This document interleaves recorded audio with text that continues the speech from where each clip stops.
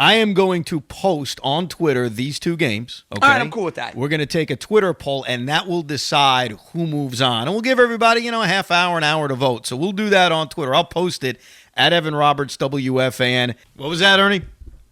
Mike is here. He wants to come on. Mike Francesa. Oh, is that so? What's up, Mike?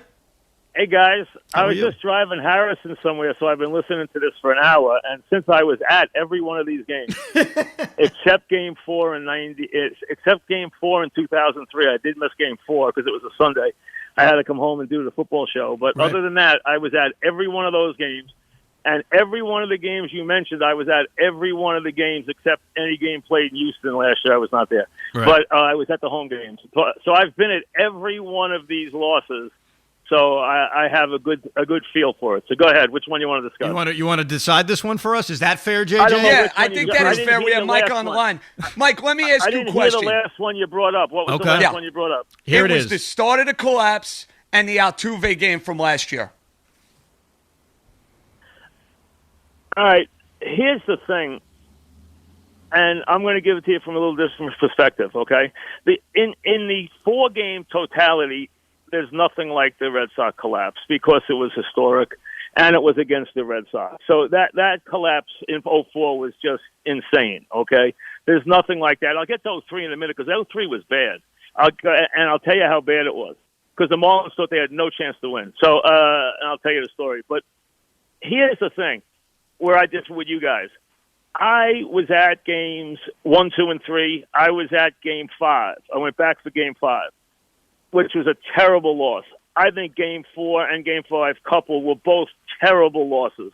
Here's why. After Game 5, I knew they were dead. They did not have any pitching for the rest of the series. They were dead. I knew Schilling would beat them. I had great respect for Schilling. And in Game 7, he didn't even know who to pitch. That's how bad it was. And I sat there after 8-0 in the second inning with Eddie Coleman and Dog. I sat between them as they bothered me for 8 innings of having to sit through that at 8-0 in the second inning, okay, and sat there for the rest of the game. But I did not think they had a chance to win the series after Game 5 because I knew the Yankees had no pitching. So John Lieber and Kevin Brown. But you didn't have Game confidence, 5 was Mike, the worst. in Lieber. Lieber was great in Game 2. Come on. He wasn't going to No, Mike, Schilling. I understand that. Listen, against Kurt Schilling, he shut down the Red Sox in Game 2, though. Game 7, I agree. Brown and Vasquez were a joke. Game 6, I had hope. Game 6. I was there. Lieber is a 6-inning okay guy who did okay. They were never beating Schilling. They're never beating Schilling in those games. Schilling is as good as it gets. Okay, but he was in a big also spot. like In a with big the spot, ankle. there's I no one agree, better. But remember, in Game 1, he got destroyed, and everybody wondered what kind of shape he was in. Listen, don't talk to me about Game 1. Talk to me about deciding games. The guy I get is that. always That's fine. huge. The guy, listen, I'm telling you, I went there, and I told Dog on the air, I said after Game 5, I think the Yankees going to lose the series. I remember saying it. I didn't think they were going to win. I'm telling you What right did now. you think? But, Mike, after Game 4, what did you think then? Was it just, blip on the radar? I thought they were going to win Game 5. I thought Game 5 was the killer. I thought they'd win. Hey, listen, here's the true story. I am on the air doing Mic'd Up. I am in the seat as they go to the bottom of the 9th inning. Jim Bell, who is a Red Sox fan, is my producer at the time. He's in the control room. I said, tell me in my ear as soon as the Yankees clinch so I can say it on the air, and we can talk about it, blah, blah, blah. Blah. And he goes, oh, they got a runner on. Oh, they stole second. Oh, they tied the game. And then we sat there and watched it after the show ended. We watched, obviously, what happened. And then the next day, obviously, and listen, I don't blame Mariano, but I expected Mariano to get out of that jam, okay? Because he's Mariano. Yeah. Gordon stunk. I mean, Gordon was awful, okay? He was absolutely awful. And the Tony Clark thing was a bad break. It happens. You get bad breaks. You get good breaks. Yanks got plenty of good breaks through the years. That's a bad break. But I'll tell you, and I don't know where you guys put it, but Game 7, 2001, Arizona is as bad as it ever gets. Yeah, because I'm telling you, that's the one that got me the most. Because I thought the Yanks were going to lose in my heart after Game 5 of 2004. Now, let me go back to 2003 for a second. Yeah. Here's 2003. Dog and I are in Miami doing the show. We walk through the Marlin offices to go out to do the show for Game 4, and they all say to us, Hey, at least we won a game. We didn't get swept. Oh, okay? my God. These are the Marlins people in the front office, okay? God. At least we won a game. We didn't get swept, okay? And that's how they acted. And that series, the game that killed the Yankees, I don't like to say us with the Yankees, but the game that was so bad was Game 5, because what went on with Wells and Contreras, Bernie hit 2 balls off Penny that, if it hadn't rained, would have been home runs that actually scraped the wall as they were caught. Okay, one was an out, one was a sac fly. I mean, that game was awful. And then Game 6, listen, we killed McKeon. We killed him. I killed him. Dog killed him. We thought he was out of his freaking mind. Yeah, short rest for Beckett. 3 days rest, up 3-2 in a series. We sit there as he pitches the shutout. He made us all look stupid. He did. Well, Mike, he put the chips all in with Beckett, which, looking at it now, think about how clutch Josh Beckett's been. And it's almost like with Trader the Red Jack Sox kind and of the sensed Marlins. it. Yeah. I'll tell you, the Tiger series was a really bad one. That was a really bad one. Go back to that one. But I'll tell you, here's the game. 2007, Arizona. I fly out with Continent after the thrilling games at Yankee Stadium, which were unbelievable. Yeah. I fly out with Continent for Game 6 on the Saturday night. Dog didn't come. He's like, I'm not going out there to see the Yankees win. I'm not flying across the country. Okay? Right. So Continent goes with me to the games. Now, we're making plans to go home. I buy tickets. You can scout tickets outside the stadium there. So I stick out 2 tickets for Continent and I for the game. We're sitting in great seats next to Giuliani. Giuliani says, hey, I'll give you a ride home after the game. You don't have to wait. I said, oh, great. So I said, I can go home, get some sleep before I do the football show. I'm figuring we're going to win. Next thing I know, I sit there as Andy gets tattooed, okay? I mean, it was batting practice. Boom, boom, boom, boom, boom. So like the 5th inning, I'm like, Continent, go make plans for me to do the football show somewhere here. It's dark when I go do the football show on Sunday morning. We go do it at some station, in some office building at some local station. Now we got to stay for Game 7. We got to get flights home on Sunday night. We're sitting there. I did this show. I made a bet. I'll tell you how much I remember. Watching batting practice, Bernie Williams puts on a show. And I'll tell you what I remember about batting practice. I had a bet on the Bears who had a 2-touchdown lead, and they got beat in the last 2 minutes. Someone scored 2 touchdowns and beat them in overtime. I can't remember who it was. I think it might have been Arizona. I'm in a bad mood because of that, okay? and we sit down for the game. Obviously, a great matchup. I remember doing a show back to New York before the game, and I said on the air, I will never knock Clemens again if he just gives me a big effort against Schilling. He doesn't have to win. Just give me a big 7 innings against Schilling. He gave you that, man. He gave you a great 7 innings. Soriano hits the homer. I'm sitting in the 3rd row behind the Yankee dugout. In the 8th inning, if you remember, Mariano strikes out 3, 4, and 6. They get 1 single. He strikes out the side in the middle of the order. Strikes out the side. Yep.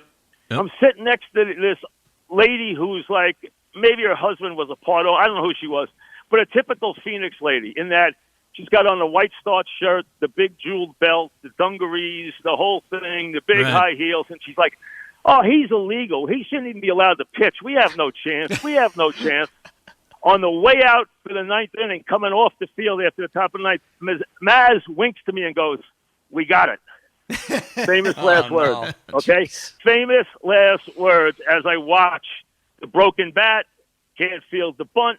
2 minutes later, I'm leaving the stadium with Continent to go fly home after one of the worst defeats I ever saw in my life. So is that the worst defeat you've ever seen the Yankees have, period? That's personally the worst one I ever experienced. Wow.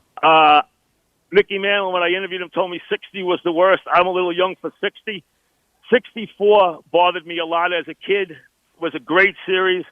Bothered me in Game 7, but they had to go back and win 6 and 7 on the road. They lose Game 7, 7-5. In 95, when they blow the series, which gets Buck fired, they hadn't been in the playoffs for so long that you couldn't go crazy on them. But they have a 2-0 lead. They did, but they weren't a great team yet. The only thing that's bad about that is they didn't realize how good Mariano was. They didn't use him. They let Cole throw 140 pitches in that game. Right. They had, and listen, but you know what? You got Torrey out of that, so it's hard to say it was bad. Okay, because let's be honest, Buck did a great job building the team, but Joe really did a great job with the team. So it was, even though no one wanted Joe at the time, it turned out to be a positive. They went on. Even 0-1, the only thing I would say is I could have lived with a loss after them winning as much as they had won from 98, 99, 2000, and with everything that went on in 0-1, but not the way they had the lead in the bottom of the ninth. Mike, did you guys kill? And I've already counted my chips. Okay, I'm already on a plane home with a win. I'm already on a plane home as they lose that game. Where makes 0-4 different is they died slowly, and remember in Game 7, no drama. They're down. I got blown out. Game was over. Second inning. Yeah. So that Mike, game did was you over guys early, kill? You know? Did you kill Torrey for not using Rivera in a tie game, Game 4 of the World Series? Do you remember? Yes. Because that bothers me to no end. You got the greatest reliever of all time, and you're letting Jeff Weaver decide the game. Absolutely. I killed him. Absolutely. I also couldn't believe what Wells pulled in Game 5, okay, which was unbelievable. Yeah, but in Wells's defense, because we had him on, I guess it was a month ago. He was hurt. Don't go out there if you're going to do that. I mean, that was just unbelievable. That was so screwy. Wells has been a great gamer. I just don't understand what went on in that game. But that's the problem. He's trying to be a gamer. I mean, he's trying to get through an inning or two. That was so. But we thought everyone thought we were winning that game too. You know, and then Contreras goes out there, and I'm telling you, Bernie hit 2 monster balls off Penny that should have been home runs. We had a rain delay that night. And it rained right before the game, and it made the air very heavy, and he should have hit 2 home runs. He hit 2 bombs off him that just got caught. And I'll tell you the other one, what was I thinking of the other one that really bothered me? 0-4 was Game 5 was the one that really got me, because then I thought the pitching matchups were absolutely just abominable. The Midge game, I'm the only guy. I didn't think Torrey should have taken the team off the field. I just disagreed. I know Joe said later that he thought he should. Why not? Live in that game. I thought it was a mistake to do that. I was shocked what happened to Java. Java just lost his cool. I mean, I just think, the situation got big for Java, and we thought Java was better than he really was. Let's be honest. We all thought he was, as it turned out, he was better than he really was. For that season, going into that point, he was unhittable. But maybe that spot was just a little big for him. But I'll tell you, the Tiger series, the Angel loss was a really bad loss. And the Angels embarrassed the Yankees.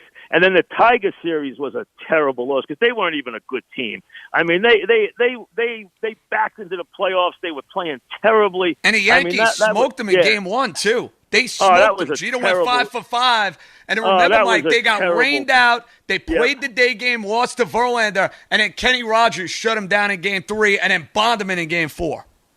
Yep. But in being at the buildings, the one that got me the worst for one night was 0-1. Because actually, after the 8th inning, when he blew the middle of the order away, blew it away, struck out 3, 4, and 6, I said, you know what? This is over. I thought it was over. Everybody in the building thought it was over. And then we know what happened. So that was a real tough one. In history, the 0-4 is the worst.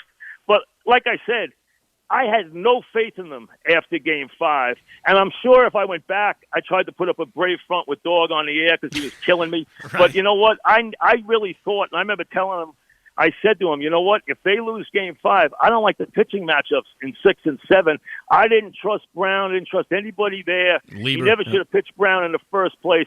When Vasquez was a disaster. Remember, he went to Vasquez, bases loaded for I remember it well. I watched a guy couldn't get anybody out in the second half of the year, and he's bringing him in trying to be Mike Messina from the year before. Because he didn't have arms, though. They didn't have enough pitching. I'll tell you a funny story.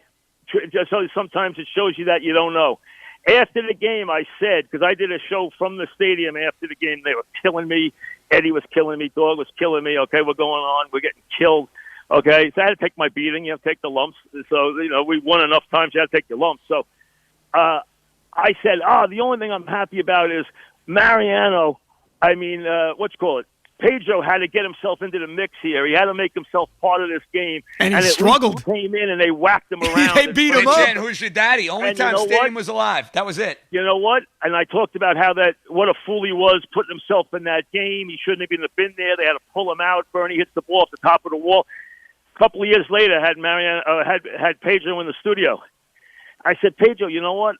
The only happy moment I got in that game was when you came in and you got racked. He said, I begged them not to put me in that game. I didn't want any part of Why pitching. did Terry put him in then? What was the thing? He said, I begged them 3 times. I said, I don't want to pitch in this game. He said, I didn't think I belonged there. It wasn't me trying to get myself into the game. Had to be the Who's Your Daddy stuff, guys. Him, and he told me Frank that he wanted did to take care of his guy, probably. No, that's he told me he did not It was want stupid, to but that's why. Yeah. Yeah. So, I mean, all that time I was killing him, telling him, thinking about how he wanted to thrust himself into the limelight. Meanwhile, he doesn't even want to be in the game. No, he didn't want any part of it. Mike, I appreciate all right, it, guys. man. Hey, Mike, the best. You know what? With everything going on, this was interesting, thinking about all these terrible losses. You know that? Yes. Needs some. Well, you know the fun part of doing it with the Yankees is you have enough wins that you don't have to worry about. Exactly. You know? That's the difference losses, between the Mets and the Yankees. You'd be surprised on that. A lot of losses. But you know what? Let's be honest. There's been a lot of great wins. There's been some bad, especially if you look at it really since the turn of the century. Since 2001, there's been a lot of bad losses. Well, but you know what, though? Have. Mike, when you're in the playoffs every year and you've got different layers of the playoffs, it's bound to happen. I mean, it just shows you those late 90s teams how great they were. That they had to go through these layers. Bingo. What it shows you is they had great gamers, great role players, and they had a deep bullpen. And it's guys like Stanton, and it's guys like the big lefty, the Australian guy, Graham Lloyd, okay, and all those guys who could just step in, and Ramiro Mendoza, and all the different guys who could step in and do such a good job, and be great role players and be gamers. That Yankee bullpen in '96 held them scoreless so many times in the playoffs and the World Series. It was unbelievable and gave them a chance to come from behind. It was, in all those games. So they had so many great wins because of that. But they've had, when you think about it, a lot of bad losses since 2001. They really have. Absolutely. But 2001 in person, and I was at, like I said, I've been fortunate enough to be at almost all those games. The 2001 Game 7 was the worst for me. Thank you, Mike. Appreciate it. Good stuff, guys, Mike. Mike Francesa. How about that, Evan, by the way? That's when you know you're leaving an impression. Mike calling in.